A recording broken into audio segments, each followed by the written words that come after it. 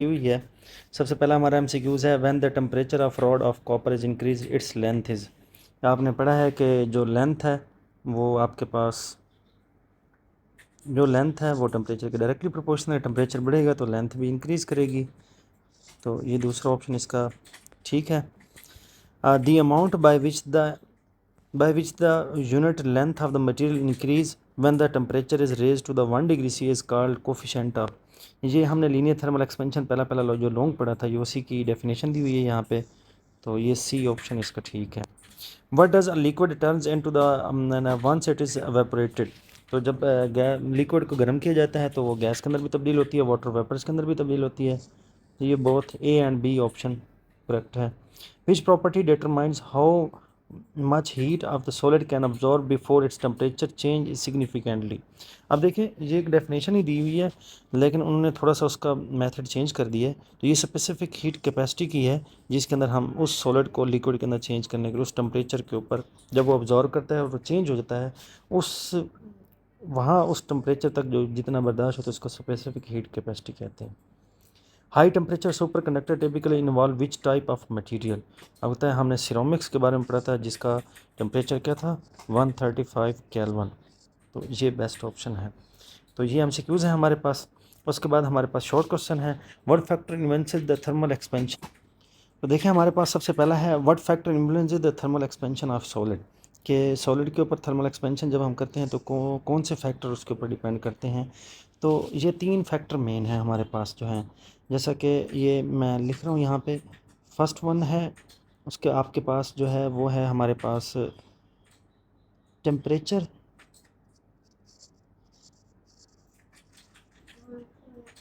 ठीक है। उसके बाद मतलब चेंज इन टेम्परेचर, सॉरी इसको लिख देते हैं चेंज इन टेम्परेचर।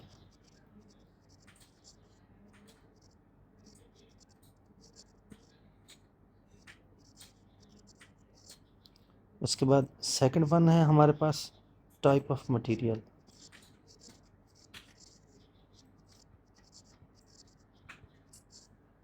उसके बाद थर्ड वन है हमारे पास साइज या लेंथ, कि वो किस साइज़ का है और उसकी कितनी लेंथ है। ये 3 मेन फैक्टर हैं इसके ऊपर, ये 10.1 के लिए जो आपके पास शॉर्ट क्वेश्चन है, ठीक है। उसके बाद जो हमारे पास दूसरा शॉर्ट क्वेश्चन है, what is latent heat of fusion. तो उसके बाद हमारे पास ये दूसरे शॉर्ट क्वेश्चन है, लेटेंट हीट ऑफ फीएन। ये जो मैंने पहले भी इसको कहा, latent heat of fusion. Latent heat of fusion is the heat energy required to convert 1 kg of solid into a liquid and its melting point while temperature keep constant. इसका आपने formula भी लिखना है। उसके बाद लेटेंट हीट ऑफ वेपराइजेशन, ये भी आपके पास शॉर्ट क्वेश्चन दिया हुआ है जो कि लास्ट के अंदर दिया हुआ है हमारे पास 10.5, ठीक है। और 10.3 मैं आपको कहता हूँ, ये 10.2 है, ये 10.5 है। उसमें इसमें भी फार्मूला पूछा कि कैलकुलेट कैसे करते हैं, नहीं पूछा हुआ, लेकिन आपने लिखना है। इसके अंदर भी आपने ये जो फार्मूला दिया हुआ है, सॉलिड से लिक्विड में चेंज करेंगे तो लेटेंट हीट ऑफ फीएन होगा, और वेपराइजेशन में क्या होगा जब आप उसको लिक्विड को गैस के अंदर या वेपर्स के अंदर जब चेंज करेंगे। तो इसका फार्मूला भी आपने ये लाजमी लिखना है, ठीक है। और उसके बाद हमारे पास तीसरे शॉर्ट क्वेश्चन जो दिया हुआ है मुझे है, ये फर्स्ट, ये सेकंड हो गया और ये फिफ्थ वन हो गया, ठीक है। उसके बाद थर्ड वन देखें, how do a different materials exhibit varying material expansion behaviour.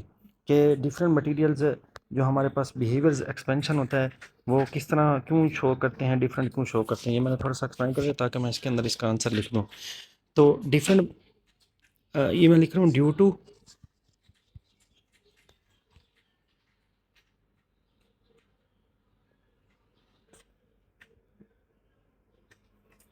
There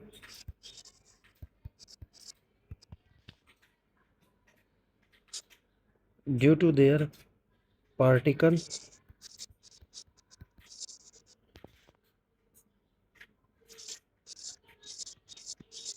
and bonding forces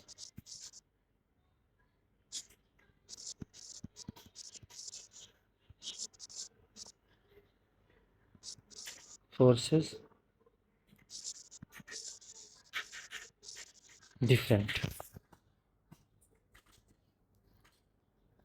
ठीक है। मैं इसके एग्जांपल भी लिख देता हूँ। इसको थोड़ा साइज़ कम कर देते हैं। चलो इसकी एग्जांपल मैं यहाँ पे लिख देता हूँ, मेटल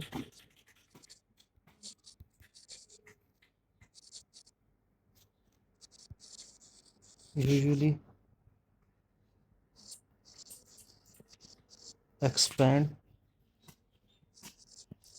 more than गिलास। ठीक है, ये आपके पास इसका आंसर हो गया। सिंपल सा है। How do the different materials exhibit varying thermal expansion behaviours due to their particles and bonding forces different. कि ये दो चीज़ें मेन होती हैं कि उनके पार्टिकल्स और उनकी बॉन्डिंग फोर्सेस डिफरेंट होती हैं। जैसे कि एग्जांपल मैंने लिखा है, metal usually expand more than गिलास, कि मेटल जो है वो गिलास से ज़्यादा देर तक एक्सपैंड हो जाती हैं। How does water cooling everyday life, how does evaporation contribute to cooling process in everyday life. ये हमने जो लास्ट वाला ये शॉर्ट क्वेश्चन लिखा हुआ है, ये मैं आपको, ये है वाई एवेपोरेशन कॉज कूलिंग, ये हमारे पास 10.4। ठीक है, one high energy molecule escape out from the surface remaining molecule of the liquid on the surface produce cooling which they have low energy.